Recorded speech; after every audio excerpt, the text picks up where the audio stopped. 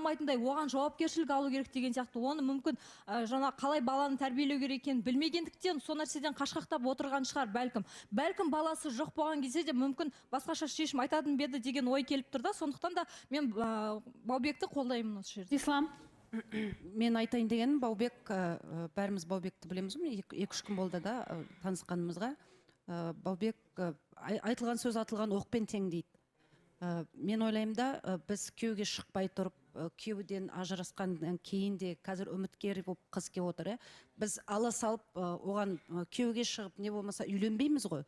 Бәрібір мүмкін дос болып қаларсыңдар. Кім біледі? Әрине, бәрі мүмкін. Ислам.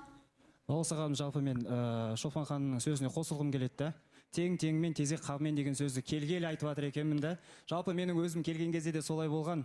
Таныстық кезінде ажырасқан баласы бар қыз келген кезде қыздың сыйластық танытып, сырласып, кездесіп те көрдік. Бірақ қанша жерден әке шешенің де сөзі болады бұл жерде, қарсылық танытып, қоршаған ортадағы дос жараңның да қарсылығы болады деген сияқты да. Енді мен үміткерді неғып тұрмын, үлкен қадам жасап, осылай таныстық алаңына келіп тұр. Жалпы білдіңіз ба? Ажырасқан баласы бар қызда талабында жоқ екен.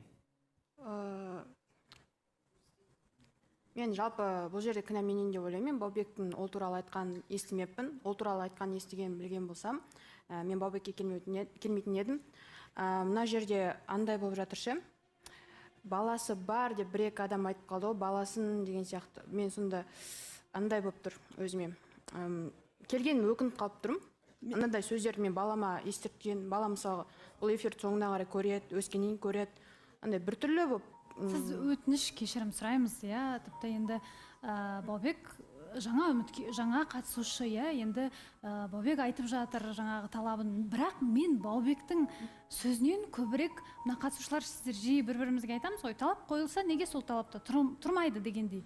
Баубек бір сол нақты дүниеге сүйеніп солай айтып тұрма деп ойлап тұрмын. Бұл жерде әрине ешкімді күштемейді. Жаңағы өзінің талабына қарсы болуға, басқаға дегендей. Бірақ сәл бір айтып жатқаныңыз өте бір ауыр және қатты сияқты көрініп тұрмаған Баубек. Қайсы айтқаным?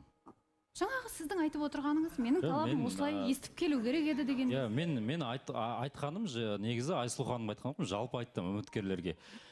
Келген мысалы қатысушы отырма, қатысушының талаптарын бәрін тыңдап, біліп, зерттеп келген дұрыс қой. Мысалға мен өзім үміткер болып келетін болсам, бір қызды ұнатқан болсам, келгім келетін болса, мысалы сол қыз туралы барлық ақпаратты біліп, ол қыз қандай талаптары бар, соған байланысты мысалы зерттеп келетін едім.